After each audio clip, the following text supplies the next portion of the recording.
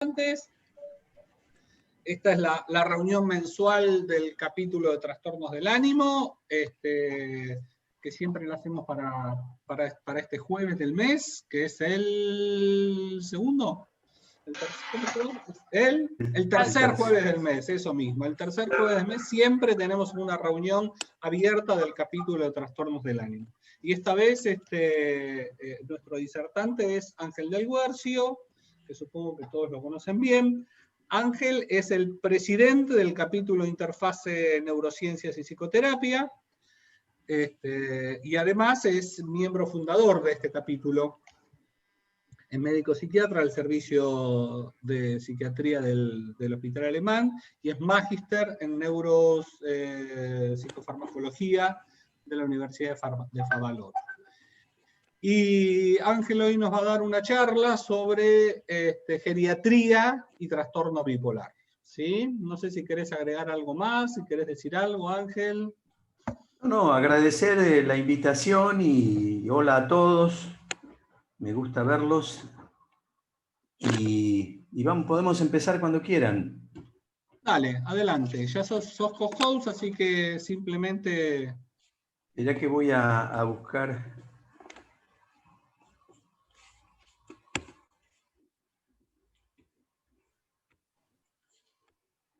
¿Y acá qué pasa?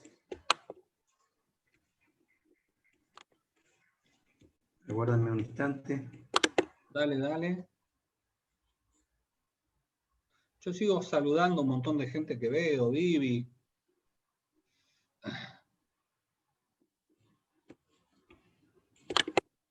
No sé por qué no me aparece acá el... Un segundo. Tranquilo, no hay problema.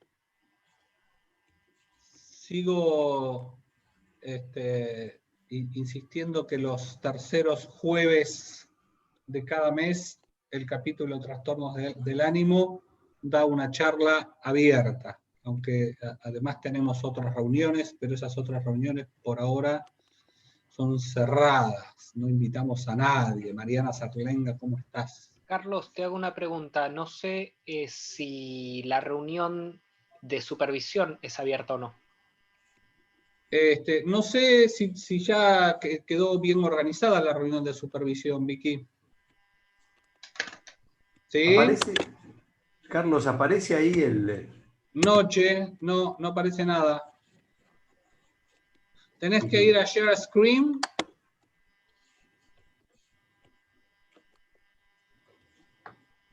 Vicky, te estoy permitiendo que sueltes el micrófono, así contás un poquito mientras que hacemos tiempo.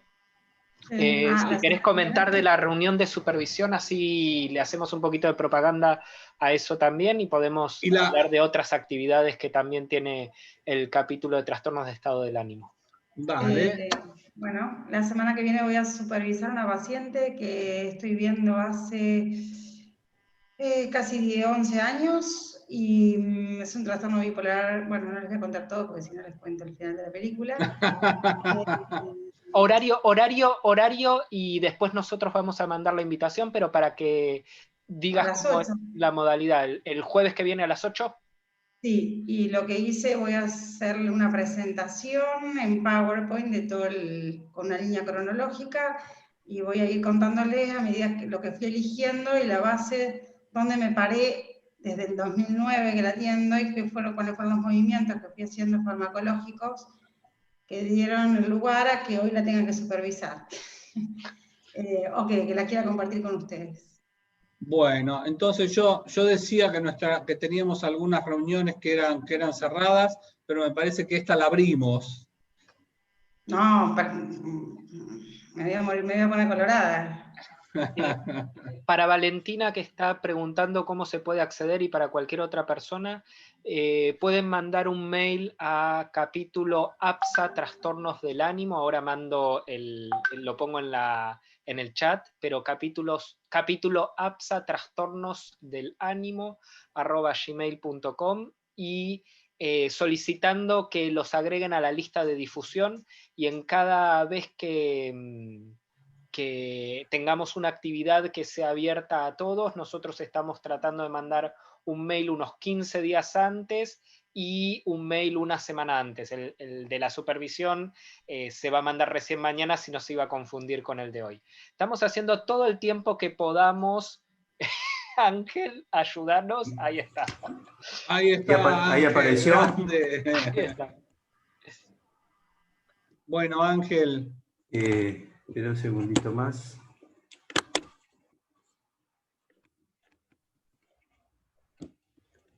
Bueno, ¿se ve bien entonces? Sí, señor. Bueno, el tema es trastorno bipolar y geriatría, clínica y neurobiología en la edad avanzada.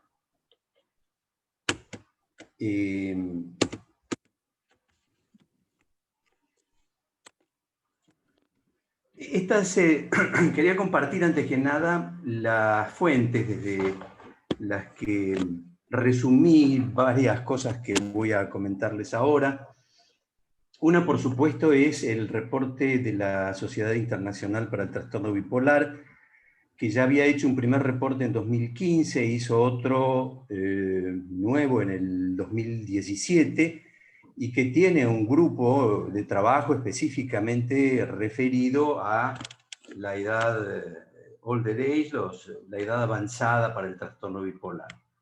También hay algunas otras cosas, como una guía de geriatría de la Sociedad Española de Geriatría, que tiene cosas interesantes. Otros datos surgen del estudio longitudinal de Baltimore, que ya lleva nada menos que 60 años, creo que es el estudio longitudinal más prolongado sobre envejecimiento, que partió con unos 3.000 pacientes inicialmente, y que es un estudio al que no se puede acceder salvo que uno participe de un grupo de investigación y haya declarado, haya cumplido con los requisitos que ellos plantean, pero a través de la lectura de otros autores que sí pertenecen a grupos de investigación, se accede en forma un tanto indirecta a estudio longitudinal de Baltimore sobre envejecimiento, que ellos han partido de la pregunta ¿qué es el envejecimiento normal? Y después hay un artículo sustancioso que quise también resumir para ustedes, que sería algo así como las marcas o las señas de identidad del envejecimiento, que una primera versión de un artículo de revisión aparece en la revista Cells por primera vez en 2013, que también tiene actualizaciones. Y después otros datos sobre el informe mundial sobre envejecimiento y salud de la OMS. A mí me pareció útil hacer alguna referencia a la cuestión del envejecimiento, porque es el marco del que por supuesto es el tema del que se ocupa la geriatría, y es el marco del proceso que todos vivimos y por supuesto también nuestros pacientes bipolares, y se refiere a cómo envejecemos, por decir así, en términos generales. Yo lo llamé xenobióticos y la flecha del tiempo. Utilizo a veces la frase flecha del tiempo, que es una frase que utilizó por primera vez un astrónomo inglés en sus estudios sobre teoría de la relatividad a propósito del tiempo de la física, pero después que fue utilizada porque tiene una potencialidad, digamos, heurística, referida a que para la mayor parte de nosotros el tiempo es lineal, ¿no? Y tiene un comienzo y tiene un final, que es el final de la vida.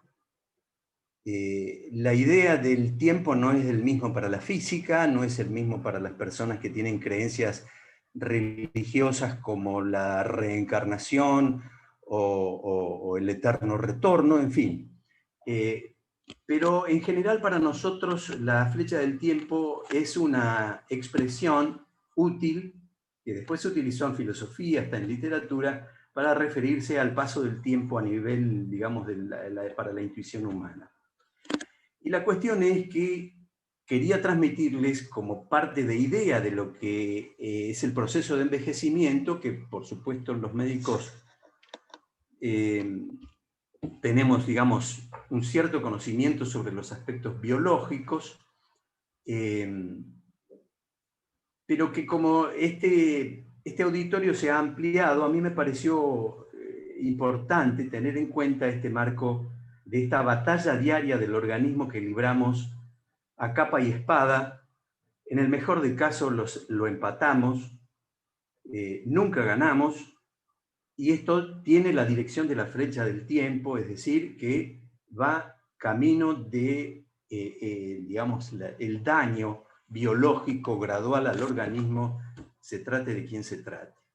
Y eso está dado por lo que se llaman xenobióticos, que son todos los químicos que nos rodean y que entran en nuestro organismo por diversas razones: contaminación ambiental, los aditivos de los alimentos, los productos cosméticos, los agroquímicos, los mismos fármacos que utilizamos, las plantas que consumimos. Muchas tienen fitoalexinas, que son sustancias que las plantas tienen para defenderse de microbios o hongos o lo que fuere, pero que nosotros las ingerimos y que forman parte de un requerimiento metabólico y energético importante.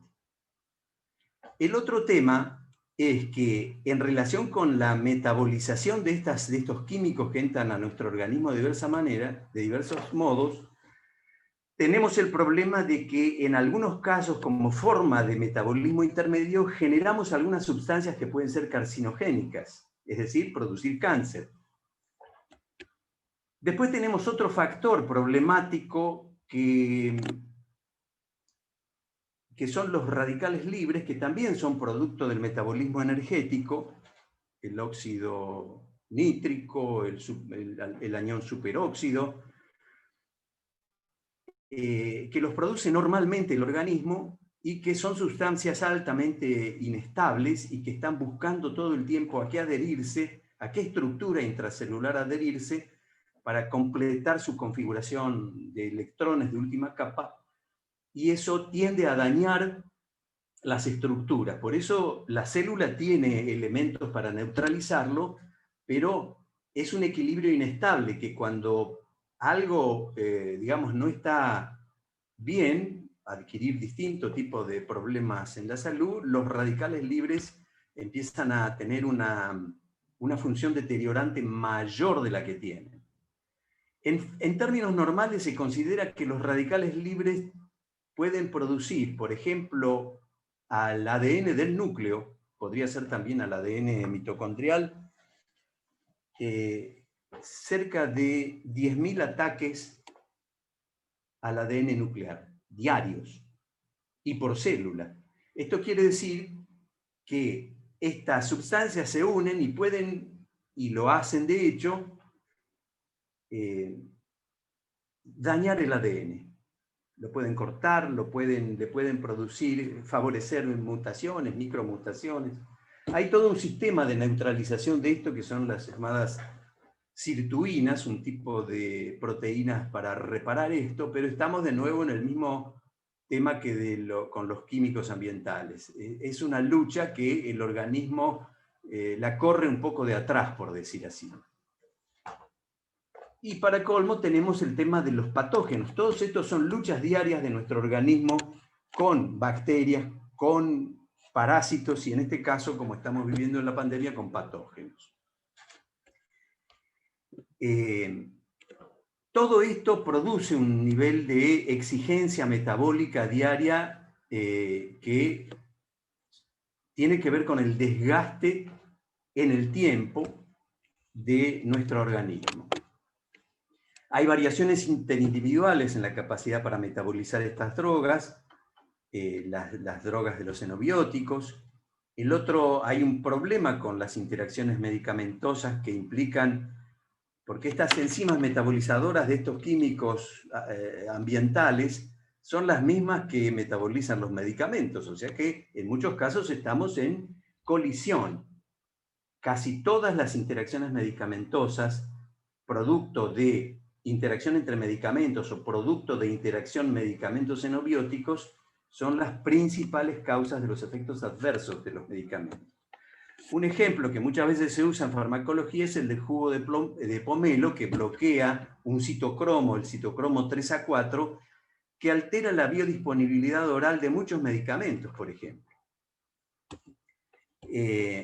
Hay bastante énfasis en estos últimos tiempos en la cuestión del el cuidado nutricional con los pacientes con trastorno bipolar. Y finalmente el otro tema importante acá es que la flora intestinal es el es un primer paso metabólico, tanto para xenobióticos como para medicamentos en general. También hay diferencias individuales entre la flora intestinal de una persona y otra. Hay personas, como ustedes, como vemos nosotros regularmente, es muy frecuente la cuestión del colon irritable, la oscilación de diarrea, constipación, las personas que pueden tener enfermedad de Crohn o incluso colitis ulcerosa, pero aunque no sean tan graves las cosas, el problema de la alteración de del microbioma gastrointestinal puede producir diferencias en la farmacocinética, en la farmacodinamia y en la metabolización de las drogas. Entonces, en edad avanzada y sobre todo en trastorno bipolar, nosotros tenemos que tratar de evitar que el paciente esté con diarreas o con constipación. Y sobre todo con diarreas, porque la deshidratación por diarrea puede producir muy fácilmente toxicidad inicial por litio, que empieza muchas veces con diarrea. También los xenobióticos pueden producir hepatotoxicidad, daño mitocondrial y muerte de hepatocitos. Bueno, ese es el entorno del proceso de envejecimiento, y ustedes saben que en estos años, en estas últimas décadas, la investigación de los procesos de envejecimiento está en un auge muy importante. Hay muchas razones por las cuales esto es importante, las vamos a ir desgranando, pero la cuestión es que en este artículo de las señas de identidad del envejecimiento, este grupo hace una revisión muy importante que ahora se las voy a describir. Por supuesto, este estudio tiene que ver con la declinación funcional que depende del tiempo, pero como estamos viendo no depende solamente del tiempo.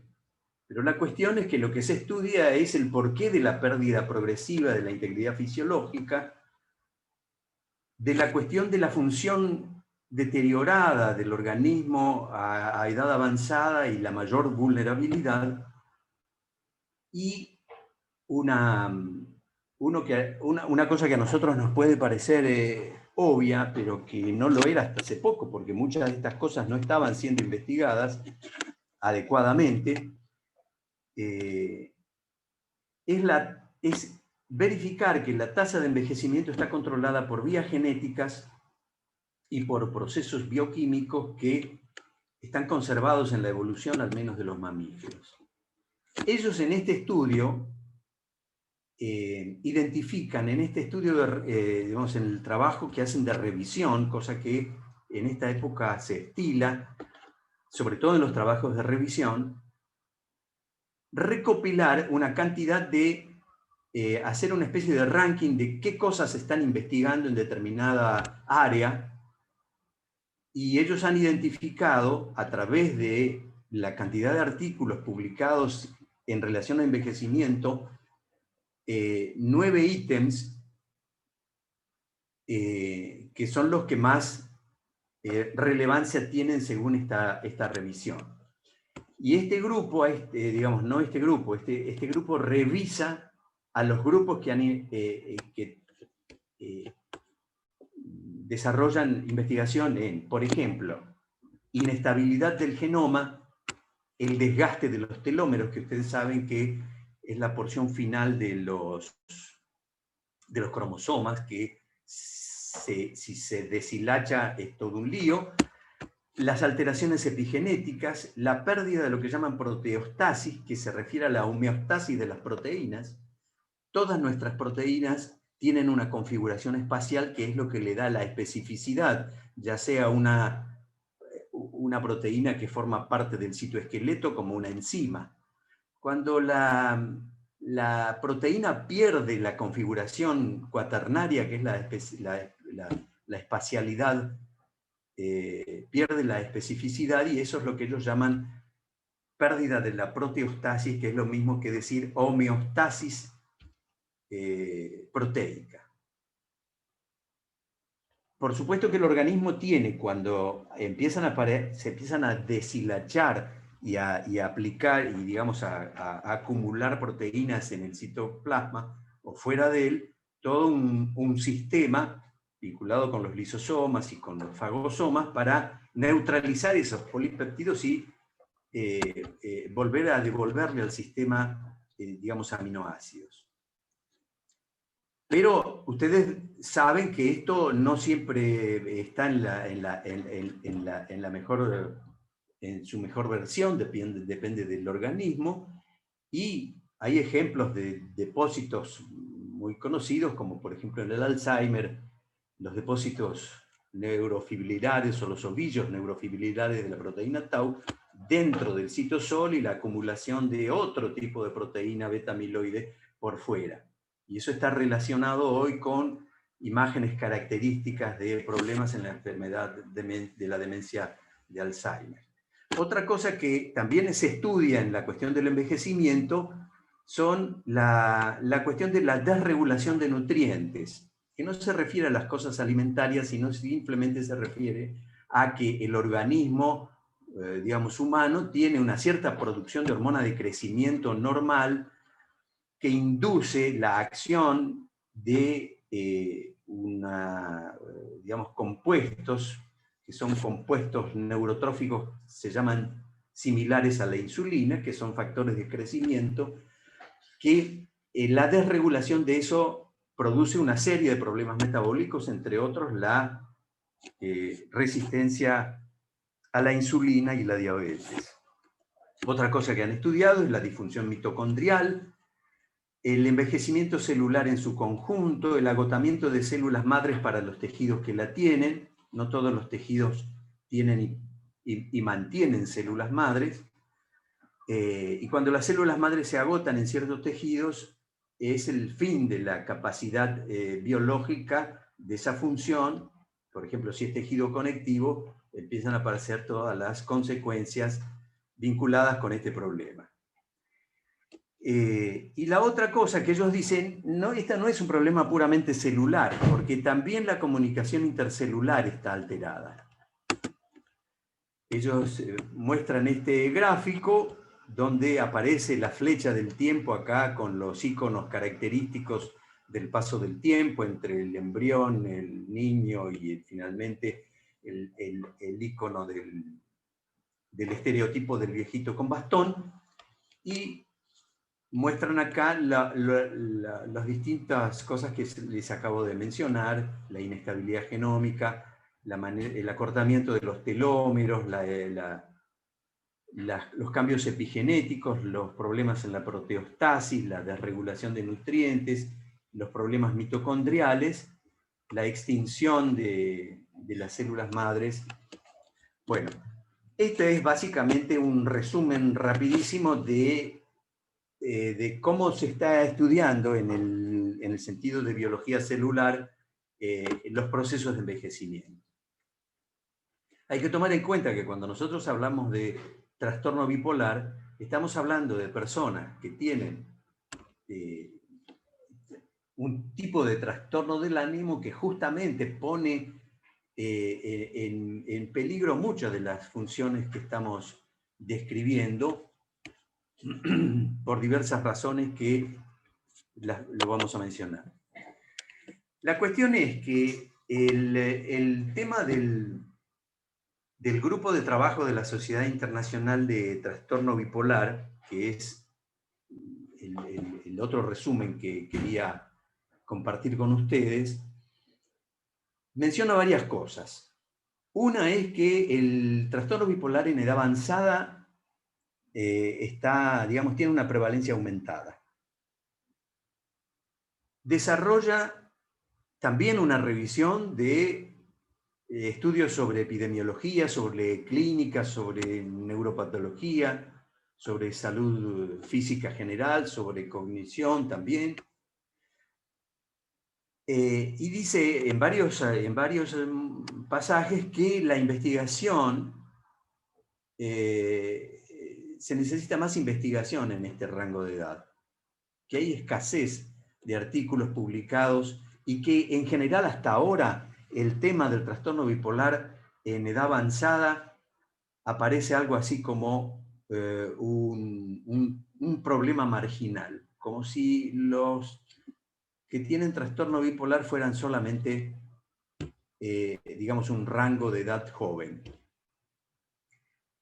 Y mencionan también que en las investigaciones a futuro es necesario, sobre todo en este tema, investigar bien la cuestión de datos sobre inicio tardío, ahora van a explicar por qué, estudiar bien el tema de la comorbilidad médica, del deterioro cognitivo y de las funciones vitales. Presentan algunas cifras, como por ejemplo que el 6% de las consultas ambulatorias en psiquiatría corresponden a este rango de edad. Hay un 8 al 10% de los ingresos hospitalarios también en el rango geriátrico. Hay una prevalencia general de la manía tardía. La manía tardía sería la que aparece después de los 50. Ellos proponen no, mejor considerarla después de los 40, justamente porque como la esperanza de vida de la gente con trastorno bipolar está alrededor, según los distintos informes, entre 10 y 20 años de diferencia, ellos han propuesto bajar la edad para los estudios de investigación en una persona que empieza con una manía tardía. Para ellos tardía sería después de los 40, no después de los 50.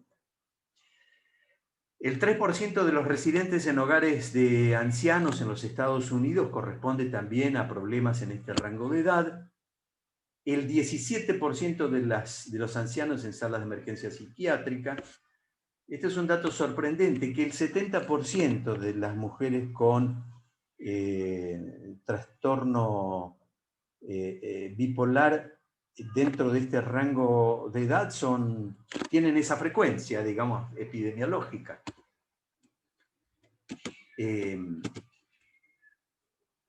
Y bueno, que la otra cuestión es que el aumento de la prevalencia y estos cambios demográficos podrían ser porque a medida que pasa el tiempo, los distintos países han desarrollado mayor conciencia de esto, mejores diagnósticos, y ese es uno de los elementos que podría hacer que la prevalencia aumente. Por ejemplo, hay un estudio australiano que es sorprendente respecto a esto, que dice que entre 1980, que era un 2%, el trastorno bipolar en edad avanzada, la última medición de 1980 estaba en el 10%. Entonces aparece ahí en la pregunta de si esto corresponde a que se hacen mejores diagnósticos o hay una prevalencia per se de los trastornos del ánimo.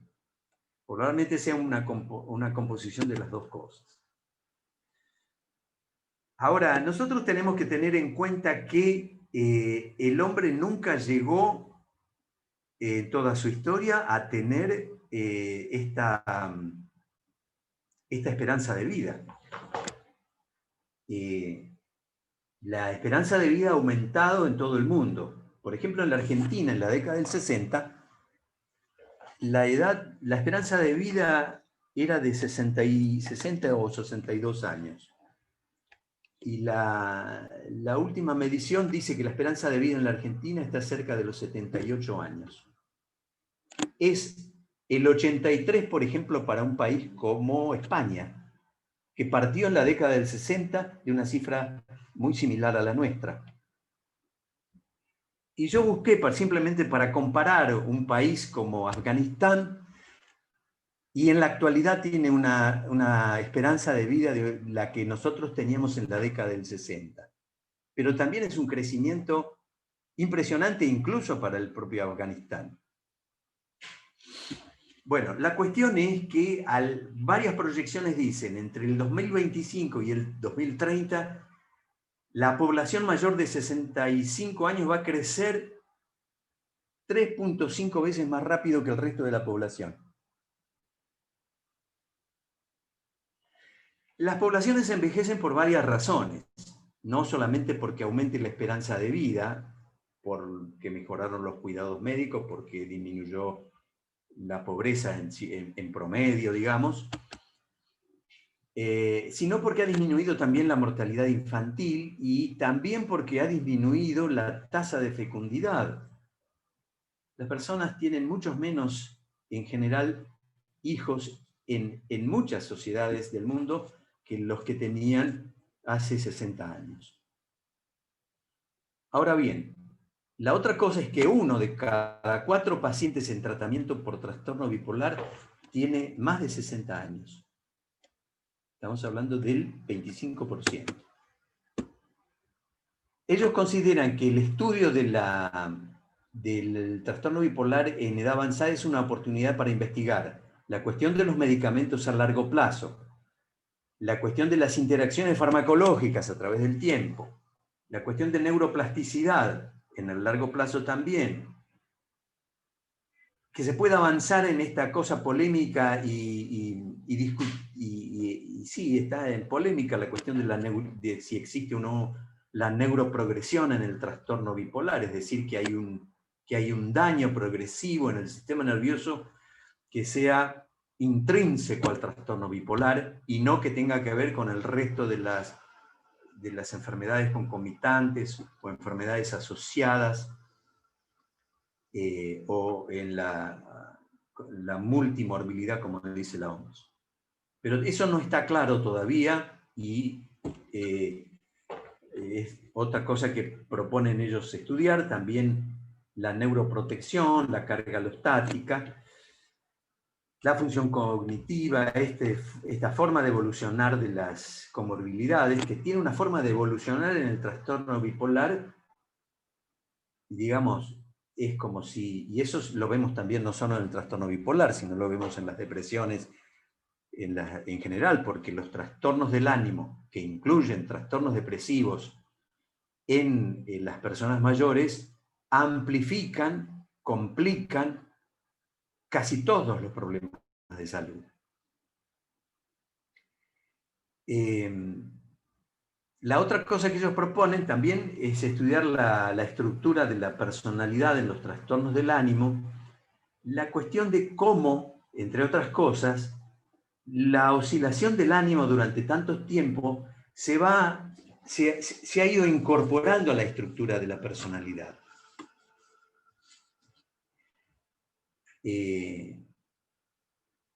Porque la cuestión de pensar que los problemas de las personas en el mundo de la psicopatología provienen solamente de su experiencia infantil, hoy se considera un reduccionismo. Todos tenemos una vida, por supuesto, después de la infancia, que también acumula una cantidad de elementos que se van incorporando gradualmente a las cosas que favorecen nuestro desarrollo o que complican nuestra vida mental. También proponen, y esto es muy importante, avanzar en el estudio de la respuesta a la psicoterapia, a la respuesta de la psicoeducación y también verificar y medir las respuestas y los beneficios de los grupos de autogestión, cosa que Carlos Vinacourt conoce bien.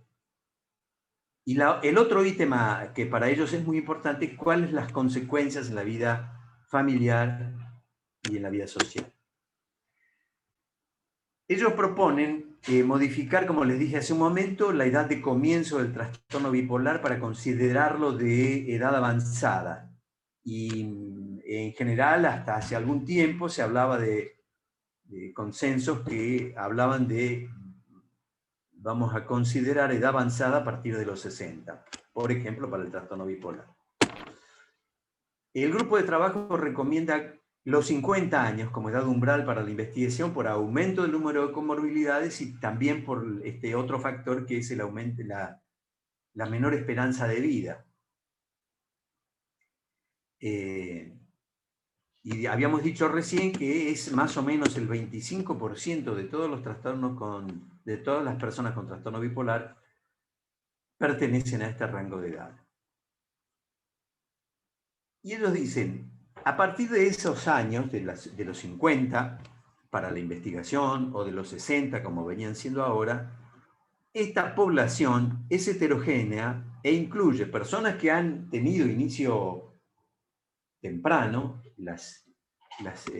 yo puse las siglas en inglés porque las presentan así en el trabajo. Las personas que tienen inicio temprano, early onset, más las que tienen un inicio tardío, que ellos proponen ahora que sea por encima de los 40 años y que representan cerca de un 20%. Eso cambia algunas cosas en cuanto a los proyectos de investigación, pero es una toma de posición respecto a el problema del trastorno bipolar y la evolución asociado a comorbilidades, porque para ellos esto debe empezar a estudiarse no después de los 50, sino después de los 40.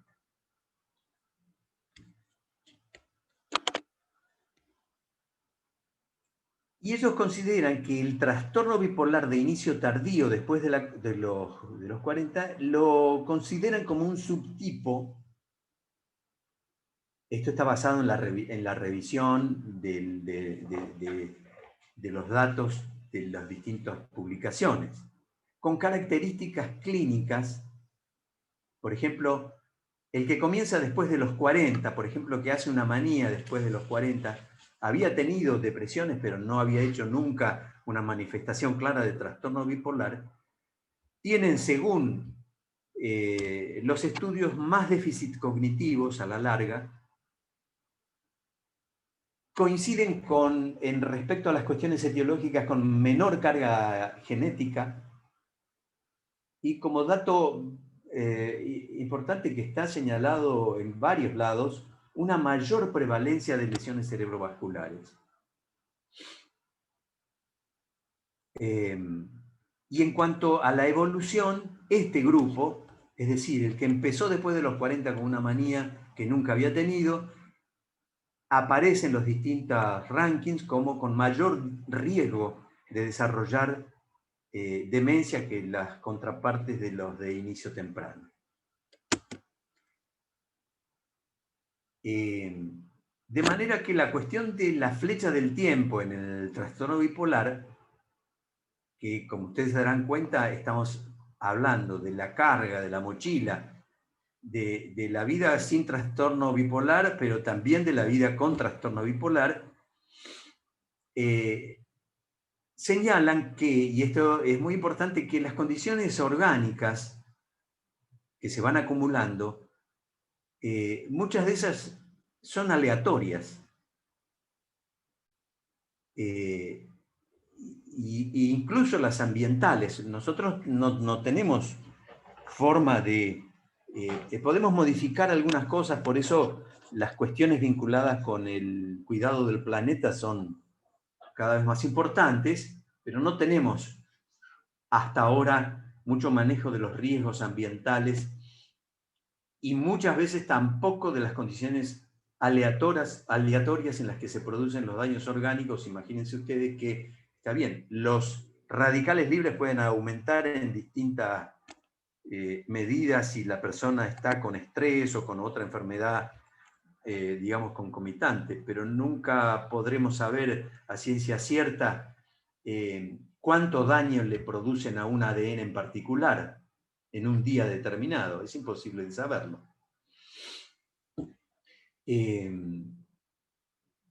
Y toda esta cuestión de factores, ellos consideran que a esta altura de la vida modifican las condiciones neuropatológicas iniciales de lo que sería un trastorno bipolar cuando estamos tratando pacientes más jóvenes.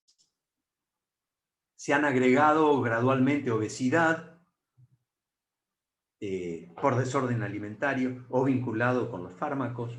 Se ha agregado diabetes, hipertensión arterial, nefropatías, cardiopatías, vasculopatías, EPOC, enfermedades reumáticas, en fin. Así se van, digamos, va avanzando esta historia en la flecha del tiempo de un paciente en particular. Pero no es solamente un paciente en particular, porque estamos hablando de condiciones generales que se verifican en la alta tasa de morbilidad asociada. El otro tema problemático es que en el tiempo las personas con trastorno bipolar tienen una adherencia fluctuante y hacen recurrencias, como todos sabemos. Y los cambios frecuentes del ánimo están asociados a una mayor neurotoxicidad en el sistema nervioso en el trastorno bipolar. Esos son datos que, junto, por ejemplo, a los problemas en los hábitos, a la alteración de los ritmos circadianos, al consumo de sustancias, imagínense ustedes la cantidad de cosas que va agregando por hábitos, por problemas intrínsecos al trastorno bipolar, a esto que yo les mencionaba al comienzo, que es el derrotero de una vida normal que está luchando con una cantidad de situaciones adversas ambientales desde el punto de vista orgánico, y todo esto se suma a eso. Después, todos nuestros pacientes tienen problemas que han surgido de la existencia de manía o de depresión, han perdido trabajo, se ha complicado su economía, algunos tienen cierto grado de deterioro cognitivo, muchos se han divorciado, están viudos o solos, y todos son, digamos, agravantes. De manera que el trastorno bipolar a edad avanzada está asociado con una comorbilidad médica importante. Y en general coinciden casi muchos de los estudios que fallece en un promedio de 10 años antes que la población general.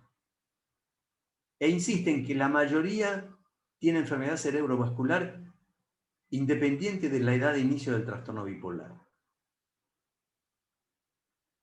De manera que proponen también desarrollar la cuestión de la atención preventiva y abordar los factores que pueden ser modificables en la vida, como el ejercicio, el tabaquismo, y también, por ejemplo, el peso excesivo, el sobrepeso, la obesidad, que ustedes saben que el trastorno metabólico es tan frecuente en este problema. Pero con un paciente ya que no, digamos, nosotros no estamos en el terreno de la discusión fina de cuestiones diagnósticas, ya tenemos una historia de haber tratado a esta persona y que ha tenido idas y vueltas con el tratamiento y que resulta que ha engordado 20 kilos y que tiene hábitos alimentarios pobres, no hace ejercicio, fuma, terminan siendo estos problemas compitiendo con el mismo problema psiquiátrico si el paciente está estable porque lo hemos medicado razonablemente. Y bueno, ponen el énfasis de la necesidad de la estrecha colaboración entre los especialistas de salud mental y el resto de los médicos de atención primaria y también los especialistas. Vimos la vez pasada al doctor Kessel en una, digamos, visión de un médico clínico muy interesante y útil para justamente en este entrecruzamiento de intereses desde el punto de vista médico.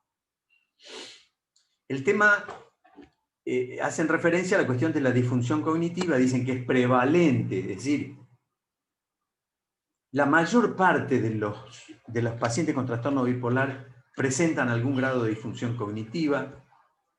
Dicen ellos que, de acuerdo a los registros, es mayor el deterioro, lo habíamos visto hace un momento, de la función cognitiva En el trastorno bipolar de inicio tardío, recuerdo más 40, no más 50 para ellos, esta es la propuesta, versus comienzo temprano, por diferentes mecanismos fisiopatológicos.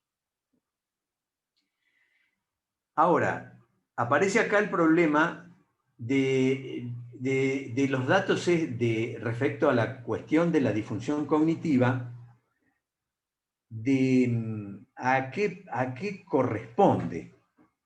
Es decir, si es un problema intrínseco del trastorno bipolar que lo acompaña necesariamente, esto correspondería, para lo cual habría que desarrollar, alguna gente lo está haciendo, un modelo de neuroprogresión, es decir, llegar a demostrar que el trastorno bipolar intrínsecamente tiene un proceso propio que no tiene que ver con el envejecimiento normal ni con las comorbilidades. Esto es un área de discusión.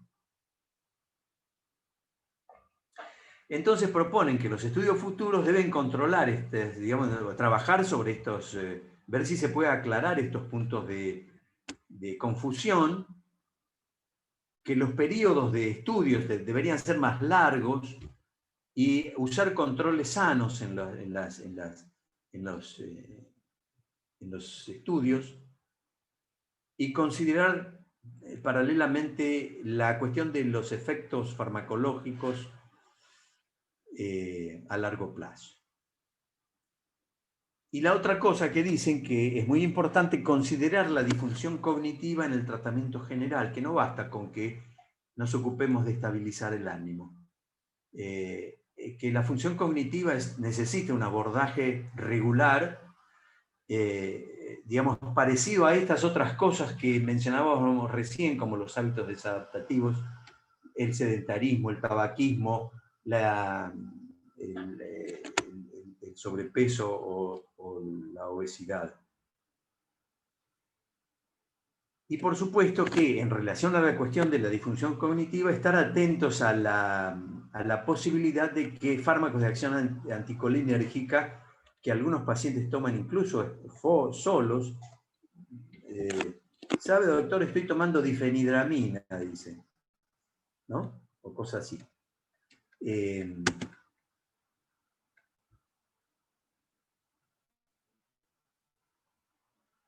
Rápidamente, riesgos farmacológicos en esta edad. Una de las cosas más importantes es la toxicidad aguda por litio, y esta toxicidad se puede producir por la cuestión de que hay una reducción del clearance renal simplemente por el paso del tiempo, no necesariamente porque haya habido un daño por litio. La cuestión de las interacciones con inhibidores de la enzima convertidora de angiotensina, los antagonistas del calcio, los diuréticos, los antiinflamatorios no esteroides, la administración conjunta de valproato, aspirina, warfarina, digoxina, lamotrigina, bueno, varias de estas cosas que todos conocemos. Ahora, los efectos adversos del litio, y me parece muy importante que se hayan incorporado psicólogas y psicólogos a nuestro capítulo, porque yo creo que necesitábamos, hace tiempo que nosotros hemos padecido en décadas anteriores la dificultad para entrar en diálogo con personas del ambiente de la psicología que no tenían ni idea de qué se trataba. Ahora, también hay que tomar en cuenta que esa brecha que se daba entre los síntomas mentales, considerados como comportamientos distorsionados producidos por algún problema cerebral, y ponían énfasis en la neurociencia, ese era un tema. Y después en la otra vereda estaban las ideas acerca de que los síntomas mentales eran expresiones simbólicas, solamente expresiones simbólicas de procesos psicológicos, y entonces se ponía énfasis en la investigación psicodinámica o sociocultural. Eso era una brecha que, digamos, si bien a mi modo de ver ha disminuido bastante. Por eso yo celebro que estemos con gente interesada en hacer y tratar psicoterapéuticamente y con rehabilitación cognitiva y con todo lo que se necesita para tratar en forma integral a los pacientes con trastorno bipolar y que nosotros tengamos diálogo con gente que ha desarrollado un conocimiento. Y ahora vamos a ver dos cositas nomás acerca de la psicoterapia. Pero a mí me parece importante para los psicólogos, lo digo en términos generales, que tengan, desarrollen una sensibilidad semiológica en la cuestión de los efectos adversos del litio en personas mayores. O no tan mayores, pero porque hace, en parte, a la función del cuidado del paciente, y nosotros no nos vamos a ocupar exclusivamente en la psicoterapia del problema del trastorno bipolar. Pero tenemos y sabemos, y por eso celebro que los psicólogos participen, que es muy importante la semiología de los efectos adversos del litio en el caso de que la persona los tenga. Hay alteraciones gastrointestinales que en general empiezan con una diarrea.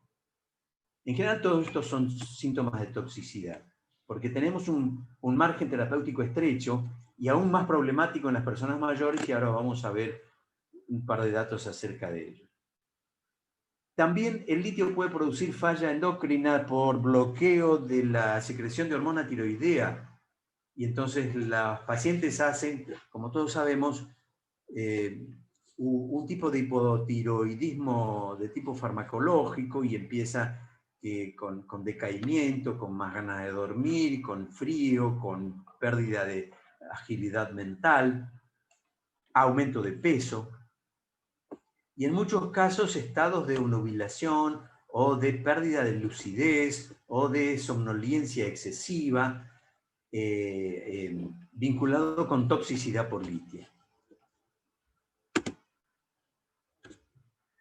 Ahora, acá tenemos un problema respecto a la toxicidad por litio y es que se ha comprobado que hay la litemia no nos sirve en edad avanzada, porque hay una correlación disociada que no es predecible en la edad avanzada respecto al nivel sérico, por un lado, y cerebral del litio. Tiene una sincronía mayor en la juventud, pero hay que considerar que esta falta de correlación puede hacer que nosotros tengamos una litemia normal en un adulto mayor, sin embargo, tiene síntomas de toxicidad.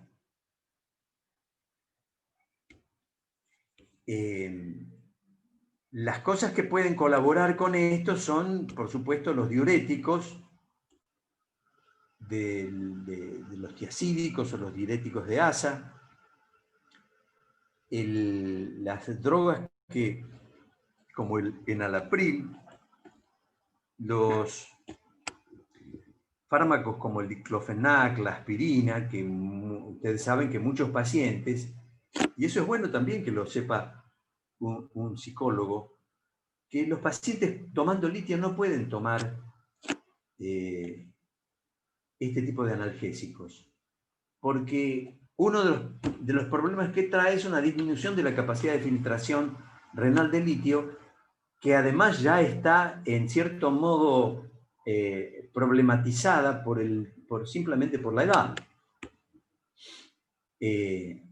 Muchas veces las personas mayores toman muy poca agua. Doctor, yo no tengo sed, me cae pesada el agua, dicen.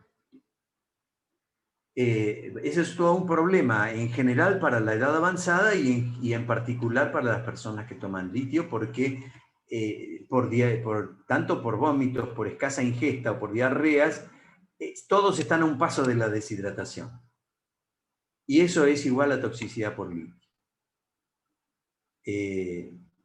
Nosotros hacemos a veces la ausencia del monitoreo plasmático es otro de los problemas, pero fíjense que ellos, si bien hacen una distinción entre la década de los 70 y la de los 80, proponen una utilización del litio por debajo de los valores de 0,8, 1,2 históricos en las personas más jóvenes, y dicen que hay consenso en este momento de que la litemia tiene que estar entre 0,4 y 0,7 miliequivalentes por litro. Justamente por la cuestión del riesgo de toxicidad por litio. Y una de las cosas que produce la toxicidad por litio, fuera de la diarrea, un temblor en las manos, empieza a producir problemas de disfunción del lóbulo frontal, e incluso a veces produce estados de depresión. Es efectivo para la manía y tiene en cierto modo propiedades neuroprotectoras, pero estos síntomas secundarios están por el rango estrecho, están muy cerca. Y junto a los temas de la comorbilidad, entonces el litio es útil, pero estamos con necesidad de, digamos, poner esto bajo la lupa, ¿no? Les quería mencionar simplemente que hay una cantidad ahora de, bueno, no son tantos, pero de instrumentos de lo que se llaman prescripción adecuada / apropiada para la población mayor, que se han desarrollado en los últimos años e introducido en la práctica habitual. Unos se llaman criterios BERS, otros STOP, START, PRISCUS y NORGEP, que incluyen apartados específicos para los fármacos que nosotros manejamos. Pero hay que tomar en cuenta que ellos ponen una alarma en el tema de que han revisado 37 guías internacionales de trastorno bipolar y no encontraron ninguna que tenga un apartado dedicado a esto. Es una cosa curiosa, pero bueno, es lo que hay. Y probablemente esto cambie en los próximos años, porque si estamos hablando de que crece la probabilidad de padecer este problema y crecen los mayores de 60, y es una población que no puede ser una población marginal en el interés de los profesionales. Hay una cantidad mencionan, con pocos trabajos por supuesto, pero digamos que hay algunos artículos que empiezan a aparecer sobre algunos tratamientos coadyuvantes digamos, más allá del esquema farmacológico, psicofarmacológico, vinculados con mecanismos biológicos de la desregulación inflamatoria, del estrés oxidativo, de la disfunción mitocondrial, con antioxidantes, con moduladores mitocondriales del tipo de la coenzima Q10, o el tema de moduladores inflamatorios, que por supuesto acá con el uso del litio es un problema. Pero tiene pocos estudios esto, pero algunos hay.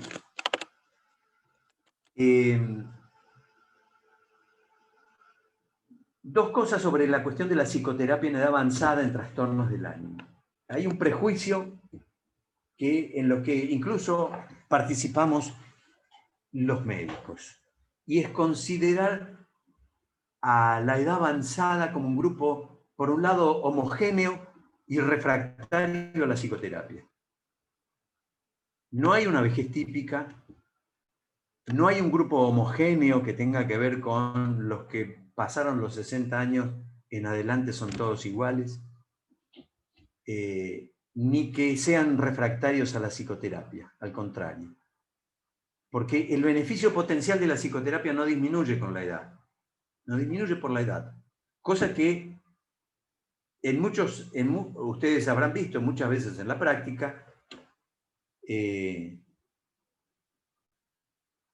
un clínico le dice porque el paciente le preguntó, ¿y le parece que vaya a ver un psicólogo?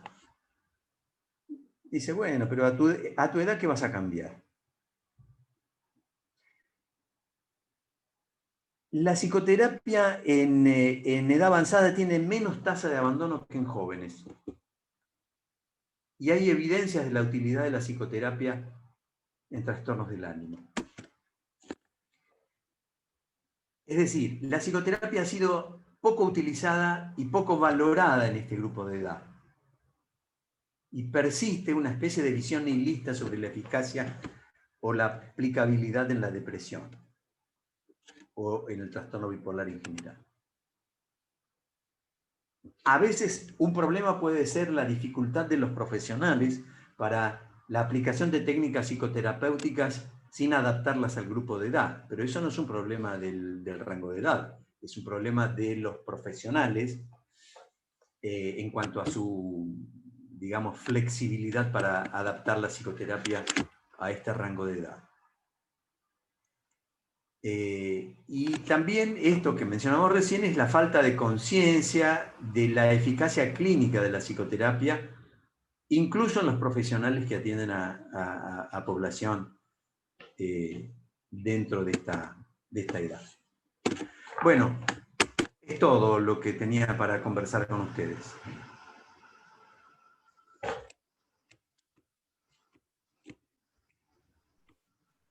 Muchas gracias, Ángel. Ha habido una serie de preguntas que te han venido haciendo a lo largo de la charla y quiero comentarlas.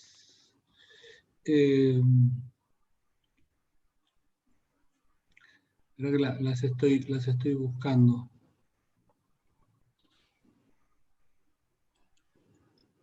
Vanessa Rocha, la edad avanzada, ¿hay una prevalencia aumentada? Vanessa, ¿por qué no te desmuteas y haces por la pregunta? Sí, Pablito me permite. Dale, ya está desmuteada.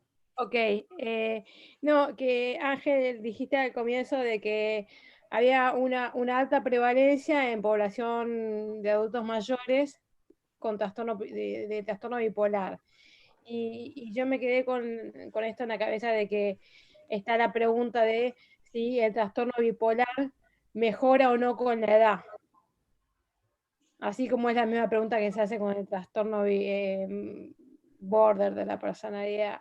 Entonces, si el trastorno bipolar mejora o tiene una progresión constante, o después dijiste que no, que tenía una neuroprogresión, o sea que iría al debilitamiento. Entonces, en función de eso, cómo es que, si es elevada o no, y alguien contestó por ahí, que Julián, que dijo que no, que la elevada tasa era en relación a adultos, población adulta en general. ¿Es así? Ángel. Los estudios dicen que hay un aumento de la prevalencia. El grupo australiano muestra un incremento de la prevalencia importante. La pregunta es si corresponde a que se ha diagnosticado o se está diagnosticando cada vez mejor, y eso no está claro, o hay un aumento de los trastornos del estado de ánimo en la población general, cosa que algunos sostienen que sí. Respecto a la cuestión de la neuroprogresión, es otro tema que está en discusión. Dicen, no hay evidencia suficiente para negar que existe una neuroprogresión o para afirmarlo. Por eso dicen que es necesario avanzar en la investigación de estos elementos confusores. Pero eso no está delimitado. Ya nadie podría decir que en este momento, según los distintos autores, que hay una neuroprogresión. Todos lo sospechamos. Pero como el avance del tiempo, de acuerdo a lo que yo les mencioné al comienzo, del daño biológico consecuente por el avance del tiempo en sí, que corresponde al envejecimiento en esas condiciones y qué corresponde al trastorno bipolar. Porque la cuestión del ataque que describen a tanto ADN nuclear como citosólico es un factor deteriorante día a día de la salud de todos. Ahora, si tenemos trastorno bipolar, algunas de estas cosas se agravan porque todos sabemos que los pacientes que pasan la mayor parte del tiempo deprimidos, eso se acompaña de una dificultad creciente a la capacidad para afrontar estrés, de manera que son presa del estrés en un monto mayor que una persona que no tiene el problema, y eso tiene consecuencias en el funcionamiento biológico, metabólico, y en cuanto a la cuestión de lo que hoy se llama carga alostática, que se refiere a la cuestión del estrés crónico, al peso sobre las variables biológicas y no biológicas del estrés. Pero los pacientes con trastorno bipolar padecen, digamos, sobrecarga alostática más que los que no lo tienen. Está bien, gracias. Julián, ¿querés desmutearte y hacer la pregunta vos directamente?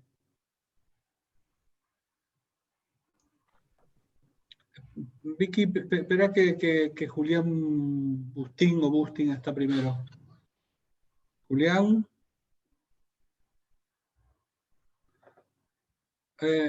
Bueno, lo que Julián pregunta es si el trastorno bipolar mejora con la edad. ¿En qué aspecto mejora? ¿El número de episodios, cognitivamente, actividades de la vida diaria? Hay mucha discusión en relación a eso. Lo que sí sabemos es que la prevalencia en adultos mayores es menor que en adultos, dice Julián.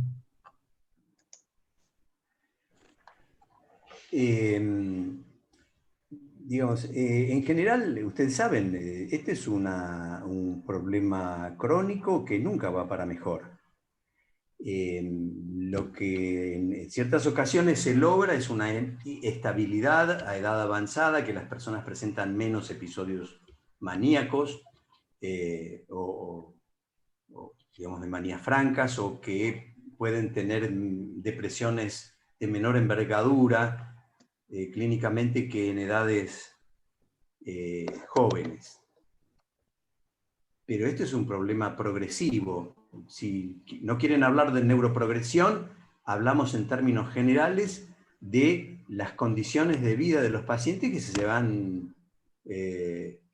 se van complicando cada vez más, no cada vez menos.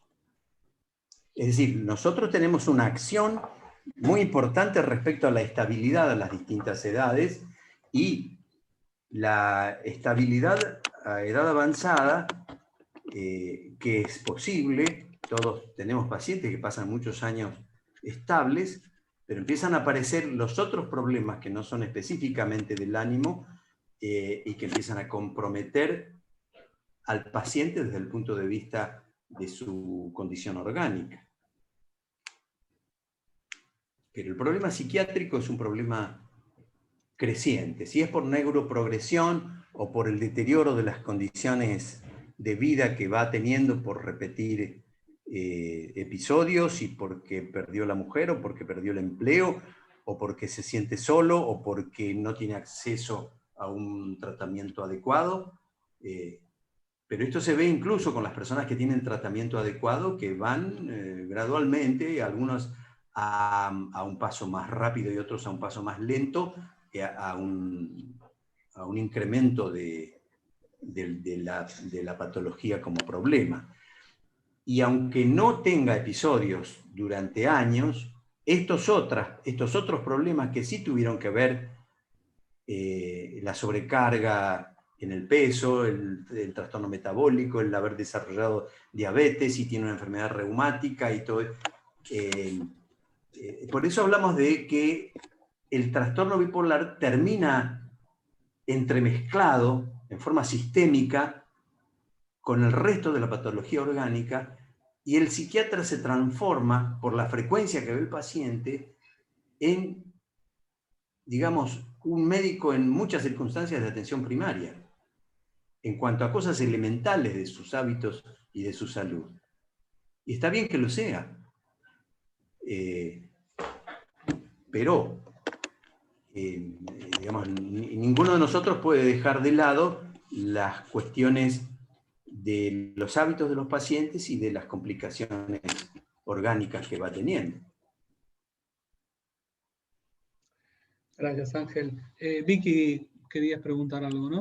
Ángel, a mí me interesa mucho el tema de la microbiota, y sabemos que los pacientes bipolares, de hecho, Vieta tiene un artículo muy interesante sobre el efecto de la microbiota y los trastornos del ánimo. Quería preguntarte, porque muchos hablan de la dieta mediterránea como protectora del envejecimiento y hacia un envejecimiento saludable. Quería preguntarte en relación a eso, si sabías, si había algún artículo, porque yo la verdad que no busqué, digamos, específicamente eso, pero quería saber si tenías, digamos, algún tipo de dato en relación a si tenía algo que ver en relación a la manifestación de los trastornos bipolares, o cómo implicaba en los adultos mayores la dieta específicamente. No, en este momento no, yo no he recurrido a ningún artículo desde el punto de vista nutricional, pero desde el punto de vista del estudio del proceso de envejecimiento, digamos, una de las cosas que mencionan los autores es la relación, dicen ellos, de la desregulación de nutrientes, que es digamos, la aparición de problemas vinculados con el grupo de las enfermedades de la diabetes. Lo que sí dicen es que respecto a la cuestión del envejecimiento, hay evidencia de que la restricción calórica es un factor importante para disminuir la sobrecarga del metabolismo energético y favorecer los procesos de autofagia, o sea, de reparación, que generalmente es nocturna. Entonces proponen la restricción calórica. Es decir, no proponen, la describen como que, digamos, comprobadamente, digamos, buena para disminuir, para atenuar el proceso de envejecimiento. Sí, porque actúan sobre los radicales libres, y digamos, ese es un efecto directo, y también el tema de los fenoles. Por eso te decía lo de la dieta mediterránea, porque está comprobado que favorecen todo lo que tiene que ver con digamos, el proceso digamos, más biológico celular, pero mitocondrial. Entonces es muy interesante eso, como para tenerlo en cuenta, el envejecimiento de nuestros pacientes bipolares. Sí, yo creo que nosotros nos tenemos que meter más en el tema nutricional. Es cierto eso que vos decís, por algo Vieta, no lo leí el artículo, después te lo voy a pedir, o me lo mandás por WhatsApp, por favor. Sí, te lo mando, es muy interesante. Depresión y trastorno bipolar, sí. El tema nutricional, el tema de la restricción calórica, el tema en fin, del hábito alimentario, yo creo que va a ser en el futuro otro renglón muy importante para que nosotros desarrollemos mejoras en nuestra práctica y en nuestra relación con el paciente, ¿no? Sí, lo de la dieta mediterránea, que acá lo están poniendo, sí, en realidad es muy interesante, porque la dieta mediterránea propone una dieta rica en ciertas legumbres, en aceite de oliva, que tienen fenoles, como el vino tinto también, como toda dieta mediterránea, que son todos factores neuroprotectores, y favorecen un envejecimiento más saludable. Y esto en relación a que Vieta, en este artículo que les cuento, habla sobre la microbiota y el efecto posible. Hay un montón de artículos en relación a esto, y es muy controvertido, sobre el efecto del trastorno en el trastorno bipolar y en depresión. Pero es muy controvertido, hay de todo para todos lados. Vale, y gente que dice que no es suficiente. El dato más sintético del que yo puedo aportar es restricción calórica, mejora de los procesos de autofagia y mejora los niveles de las proteínas sirtuinas, que son reparadoras del ADN fundamentalmente nuclear. Eso es algo que los investigadores en este estudio señalan haber recopilado trabajos con evidencia en ese sentido. Gracias. Pero ahí hay otra cosa donde las psicólogas también van a tener que meterse en ese tema, porque ven incluso más seguido que nosotros a los pacientes y pueden tener una influencia importante en ese sentido.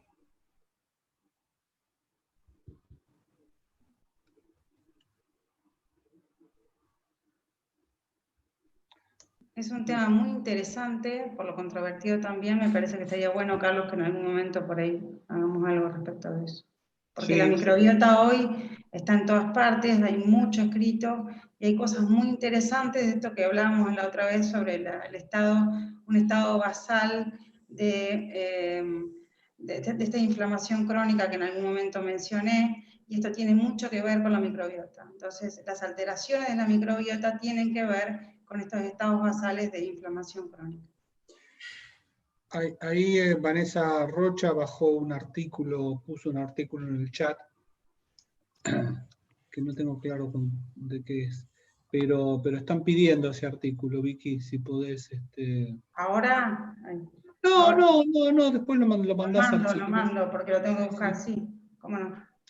¿Querés comentar algo, Daniela?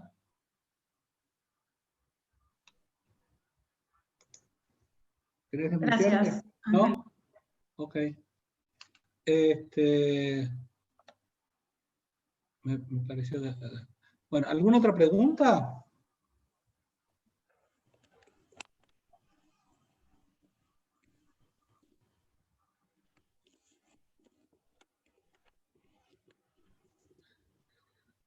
Es interesante lo que vos decías de los grupos de ayuda mutua, ¿no? Porque siempre nosotros decimos que el trastorno bipolar es una enfermedad de la gente joven, pero en nuestros talleres de psicoeducación para familiares está lleno de, eso lo puede decir Pablo bien, está lleno de papás, de mamás sobre todo, más que de papás. Pero en los grupos de ayuda mutua, que realmente tienen una población importante de pacientes, hay mucha gente mayor, muchísima gente mayor. ¿Qué porcentaje sería más o menos? No lo sé, realmente no lo sé. Y nosotros hemos armado grupos, esto también puede tener que ver con que la gente joven no se acerca a los grupos de ayuda mutua, ¿no?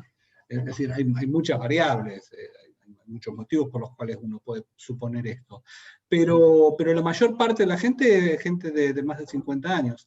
Y nosotros hemos armado grupos de ayuda mutua para jóvenes, y son grupos muy, muy chiquititos. La verdad que son grupos realmente muy chiquitos. Insisto que entre otras cosas debe tener que ver también con que los jóvenes tienden a no acercarse, supongo yo. Pero es llamativo de todas maneras la cantidad de gente joven, gente adulta, y a veces de gente adulta nueva, no que nos viene siguiendo desde hace 30 años. Eso ¿se incorporan a los grupos de ayuda mutua, decís? Sí, totalmente. Pero bueno, habría que investigar por qué.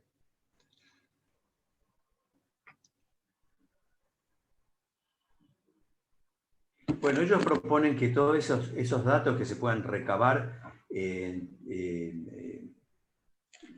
digamos que se hagan estadísticas, porque son datos importantes esos que mencionás. Si se pudiera averiguar por qué sube la población en ese grupo de ayuda mutua con personas de edad avanzada que hasta ahora no estaban.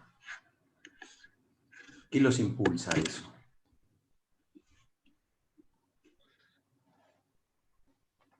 Te hablo en borrador. Seguramente la soledad, muchas de esas personas son gente sola, seguramente la falta de trabajo, seguramente la necesidad de tener una vida social, de ampliar su vida social. Que probablemente esto no afecte tanto a los jóvenes. Estoy pensando en voz alta, ¿eh? Estoy pensando. Bueno, ahora con la pandemia eso se agravó, ¿no? Ahora con la pandemia, sí, claro, sí, por supuesto, por supuesto. Pero ahora armamos un taller de psicoeducación para pacientes. No, y ahí hay mucha gente, ahí hay gente joven, ahí hay mucha gente joven. Pero es llamativo sobre los grupos de ayuda mutua, los mayores de 50. Esto es muy, muy llamativo. ¿Y ustedes qué piensan en general sobre esto que propone el grupo de la Sociedad Internacional de bajar la edad de considerar un inicio, digamos, porque baja de los... Llegan a los 40, lo plantean a partir de los 40. Sí. Porque hay que pensar que están planteando que a partir de para la investigación, a partir de los 40 se considera older age, edad avanzada. Digamos... no se salvó nadie acá. No. Sí, inicio tardío en realidad. Inicio tardío, no older age, inicio tardío. Ah. Perdón. A ver, escuchamos comentarios.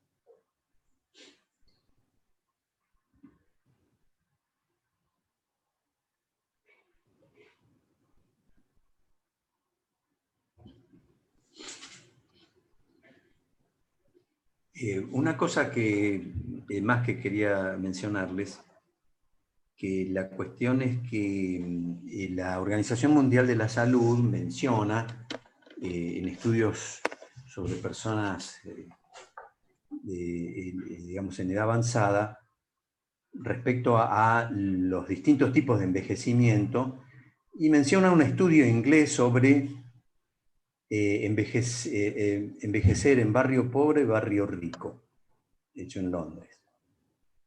Y ellos encuentran que la diferencia en la esperanza de vida no es tanta, creo que anda alrededor de 5 años, pero que las enfermedades concomitantes con que las personas llegan a esa edad en un barrio o en otro es lo que hace la diferencia. Llegan a esas edades en condiciones de salud muy diferentes unos y otros.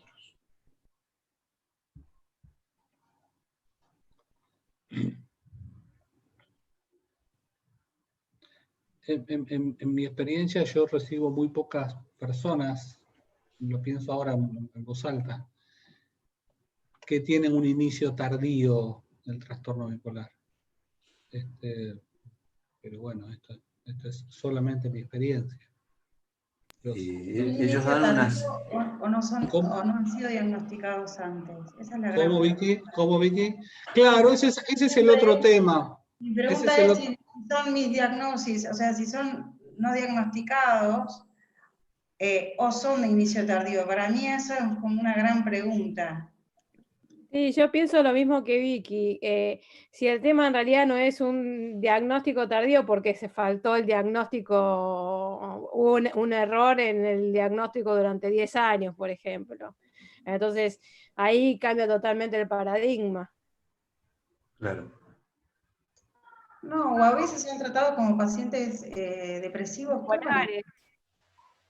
No hay un promedio de 10 años como para detectarlo, diagnosticarlo en las estadísticas. Pero a veces son errores diagnósticos. Entonces, claro, pero tarda como 10 años en las estadísticas. No, pero a veces son depresivos crónicos, y que muchas veces, a veces los tratan como también depresiones resistentes, y en realidad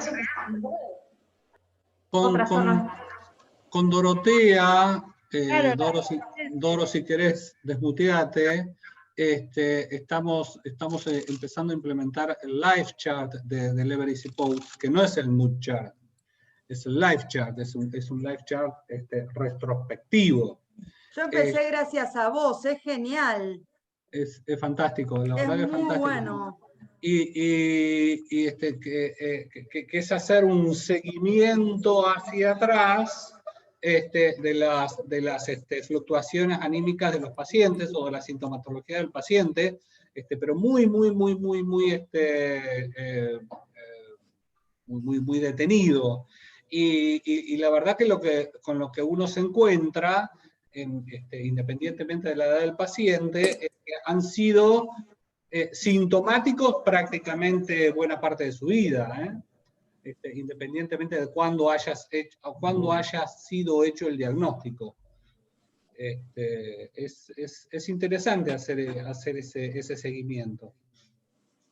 Sí, y tiene varias otras cosas interesantes porque toma no solo la parte de la enfermedad, sino toda la historia de vida del paciente, o sea, lo que llamaríamos la parte sana. Entonces, en todo ese life chart, por ejemplo, uno se entera de las enfermedades infantiles que ha padecido el paciente y de otros sucesos que no tienen que ver específicamente con lo directo del estado anímico, pero que después une a la historia, digamos. Es muy interesante, lleva tiempo, pero es una práctica que si uno es re linda, la verdad que estuvo muy buena.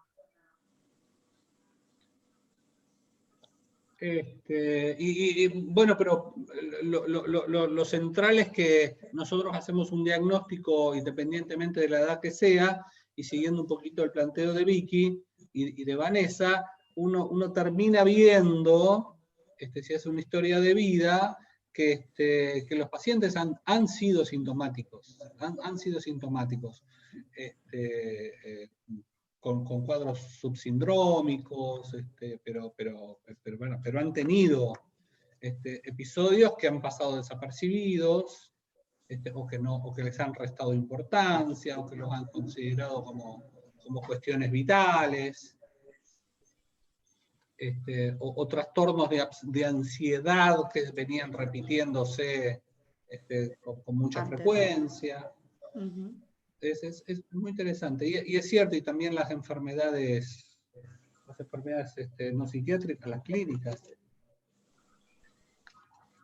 Bueno, a ver, no sé si hay más comentarios. Podemos ir cerrando, que estamos en hora. ¿Algún otro comentario? Acá te están agradeciendo, Ángel.